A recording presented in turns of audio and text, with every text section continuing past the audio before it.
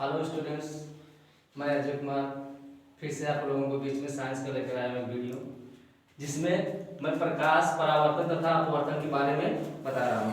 अब प्रकाश प्रकाश विद्युत चुम्बकीय तरंग यानी प्रकाश क्या है। प्रकाश एक सीधी रेखा में गमन करता है। फिलहाल बोले तो विद्युत चुम्बकीय तरंग होता है। विद्युत चुम्बकीय तरंग जिसमें जैसे कि मान लीजिए आप लोगों को चोट लगने पर क्या कराते हो, एक्सरे। इसमें देखो जैसे एक्सरे, और एक होता है गामा रे,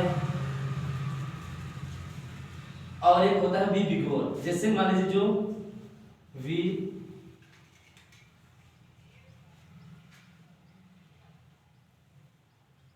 ये प्रकाश की श्वेत किरणें हैं, श्वेत किरण। और एक होता है माइक्रोवेव,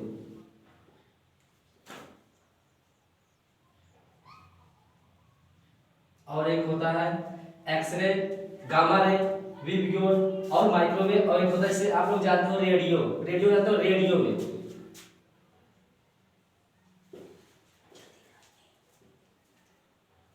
और माइक्रोवेव, रेडियो वेव, और एक होता है आपका इंफ्रारेड। जैसे जो आप लोगों को रिमोट टीवी भी चलाते हो तो उसमें एक रिमोट रहता है, रिमोट में जो किरण निकलती है उसे कहते हैं इंफ्रारेड रे।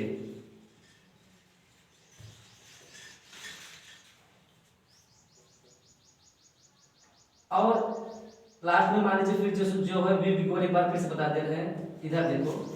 अब जैसे मान लीजिए जो वी विकोर है,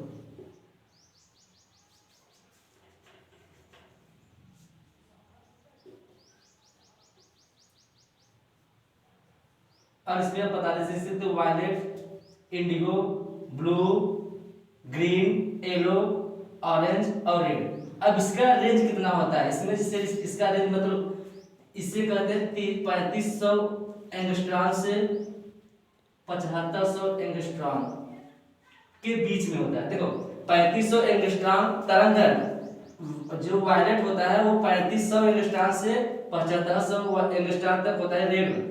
अब इससे अगर पूछा जाए विद्युत चुम्बकीय का रेंज क्या होता है तो आप लिख सकते हो 3500 एंगस्ट्रॉम से 7500 एंगस्ट्रॉम के बीच।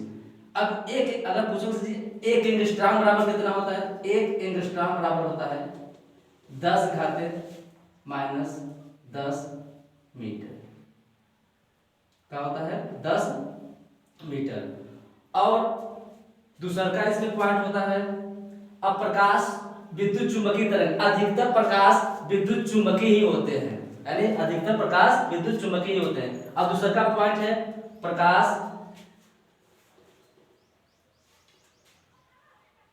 प्रकाश एक सीधी रेखा में गमन करता है।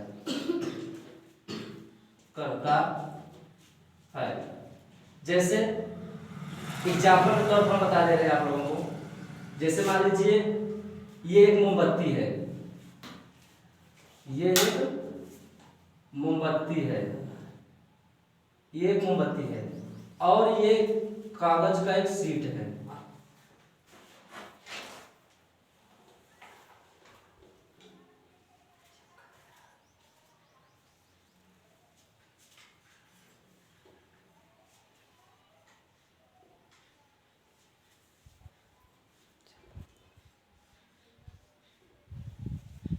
अब इसमें जो छेद है एक ही साइज में होने चाहिए, तो आपको दिखेगा, इसकी लौ आपको तभी दिखेगी। अगर एक साइज पर नहीं होगा तो आपका इसका लौ आप नहीं दिखेगा। ये प्रकाश एक सीधे, और आप लिख सकते हो कि प्रकाश एक सीधी रेखा में जो गमन करती है, यानी प्रकाश एक सीधी पथ को प्रकाश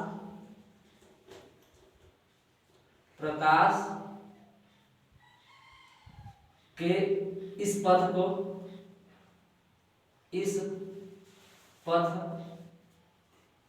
को किरण कहते हैं। क्या कहते हैं? किरण कहते हैं। अब प्रकाश के इस पथ को क्या कहते हैं? किरण। और किरण के मेल को यानी किरणों के मेल को क्या कहते हैं, किरण पुंज। जैसे मान लीजिए किरण हुई, एक किरण हुआ, ये किरण हुआ और ये किरण हुआ, इन किरणों के मेल को, किरणों के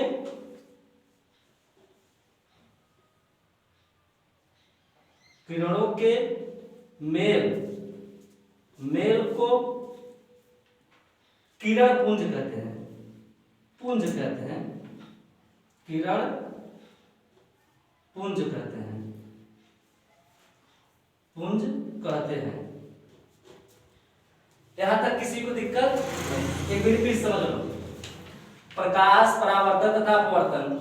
अब प्रकाश विद्युत चुंबकीय तरंग है।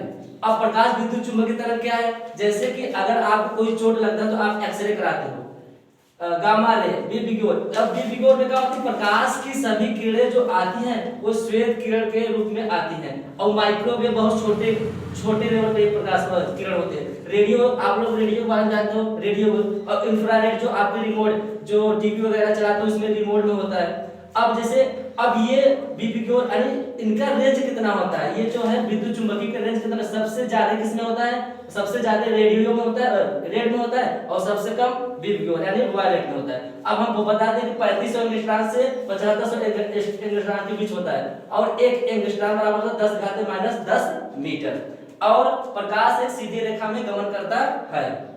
अगर मान लीजिए जैसे इसकी एग्जांपल को देखा जाए, एक मोमबत्ती है और एक कागज की शीट है, अगर इनके छेद एक ही रेखा में होंगे तभी हमें इसके लॉ को दिखेगा, अन्यथा नहीं दिखेगा। अब प्रकाश के इस पथ को, जो एक सीधी पथ को चल रहा है, उसी पथ को क्या कहते हैं, किरण कहते हैं, और इन्हीं किरणों के मेल को क्या कहते हैं, किरण पुंज कहते हैं। अब जैसे मान लीजिए परावर्तन बारे में जान लो। अब यहाँ तक आप लोगों को समझ में आया ना? अब आगे देखो, थोड़ा हम इसे इरेज कर रहे हैं। अब जैसे मान लीजिए परावर्तन के बारे में देखिए, आपका है परावर्तन। आपका इसमें परावर्तन कैसे होगा, जैसे देखो ये पृथ्वकारी पृष्ठ है, क्या है, पृथ्वकारी पृष्ठ। अब यहां से प्रकाश की किरण आई,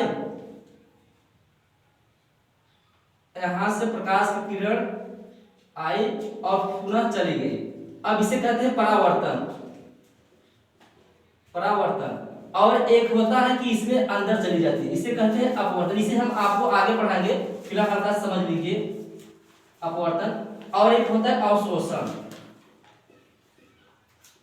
अवशोषण। अब परावर्तन क्या है, कोई भी प्रकाश की किरण एक समतल पृष्ठ से टकराकर फिर पुनः परावर्तित हो जाए और एक ही माध्यम में, वो परावर्तन होता है।